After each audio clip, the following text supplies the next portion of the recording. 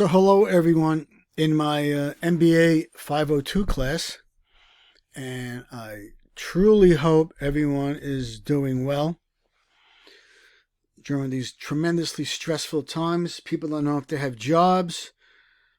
People are losing a lot of money like me. I'm sure you saw what I sent you the other day.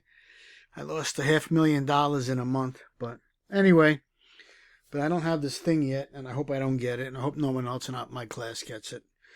All right, so I want to make a video for Chapter 7. And Chapter 7 is basically about investment decisions. Do I invest in something? Will it make me money? Or do I not invest in it? And there's different approaches to find out if the investment is worth doing. So we're going to talk about net present value, right? And of just one project. And then, of course, the internal rate of return. This is going to be the most difficult and the most challenging. And then we'll talk about the payback rule and choosing between different projects. And if you got constraints on your money, which ones will I do? All right, so I'm going to do this in 10-minute blocks. There's 69 slides, but I'm going to do it in 10-minute blocks, as I said, because it's very difficult to upload. And you may not want to watch it for more than 10 minutes, and it becomes a problem after a while. So I'm going to do it in 10-minute blocks. And I'll do like there'll be a part 1, a part 2, a part 3, a part 4, like that.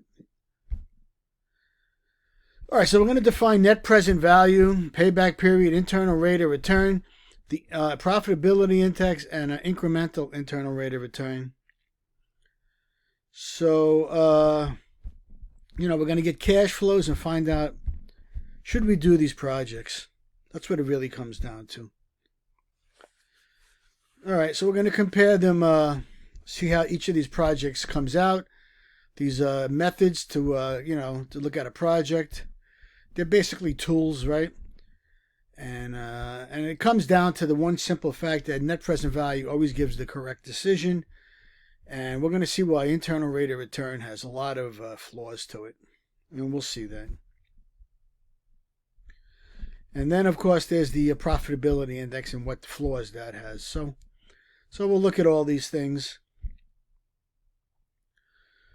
Okay, so we'll look at this example here.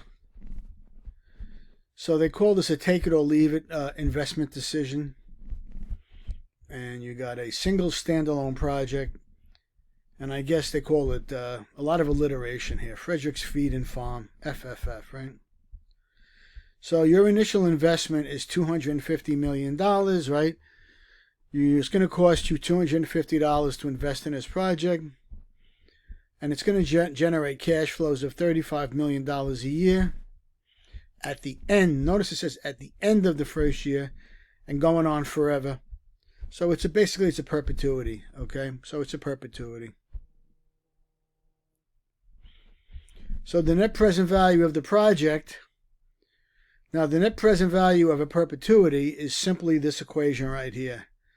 It's your initial investment, you notice it's negative $250 million over $35 million divided by the discount rate. Did they give us the discount rate? I'm not even sure. No, they didn't, but I'm sure in the book they did. So here it is here. So here's the cost of capital, which is 10%, right? Or the discount rate. And basically, I guess this is another, well, be careful here. There's some errors in these books, I guess I always told you. If the cost of capital is 10%, so the net present value is going to come out to $100 million. Positive, and that being the case, they're making money, so they should undertake the investment. So let's look here. 35 divided by 10.1 is 350 million. Positive 350 million. Minus 250 million is plus 100 million. Okay, so it's positive. So if you have a positive net present value, it's greater than 0. You undertake the investment, and here it is right here, 10%. Here's your net present value. And you notice they're showing you the internal rate of return, and I'll get to that later, okay? So anything greater than the internal rate of return, it's positive. The net present value is positive, okay? So anything from greater than 14% is worth doing this project.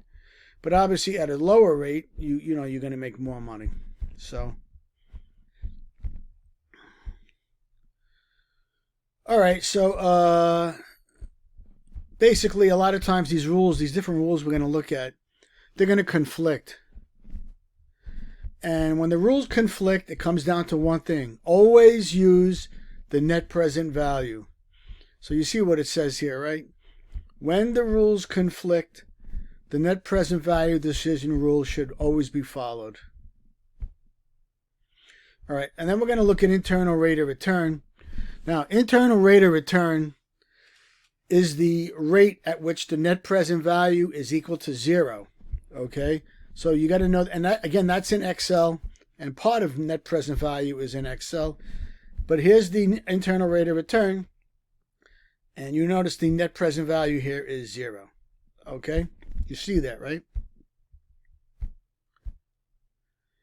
Okay, so so the rule for internal rate of return is simply take any investment where the internal rate of return exceeds the cost of capital, and turn down any investment whose internal rate of return is less than the cost of capital. So this is the rule for internal rate of return, but you're going to find out internal rate of return has a lot of problems associated with it. Right, so in some instances, the internal rate of return rule is going to give the same answer as the net present value rule, but not all the time. So internal rate of return is got a lot of flaws to it. So the internal rate of return rule will work for a standalone project if all the project's negative cash flows, now you'll notice it says negative cash flows, precede its positive cash flows. Okay, so the negative cash flows have to be in the beginning, and it has to be consecutive negative before the positive, okay? This is a very important rule. All right, so in the example we previously saw, whenever the cost of capital is below the internal rate of return of 14%, the project has a positive net present value, and you basically want to undertake that investment. Now, there are times when the internal rate of return, as I said, falls apart, and it may disagree with the net present value, and situations where the internal rate of return and the net present value may be in conflict. And here's some of them, these 3 bullets. So you're going to find internal rate of return and net present value don't agree. And we're going to see some of these rules in action, okay?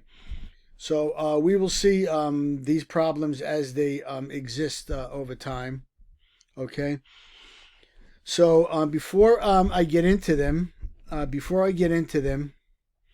I will kind of end this here, and then I'll make part 2 to show you where internal rate of return will fall apart.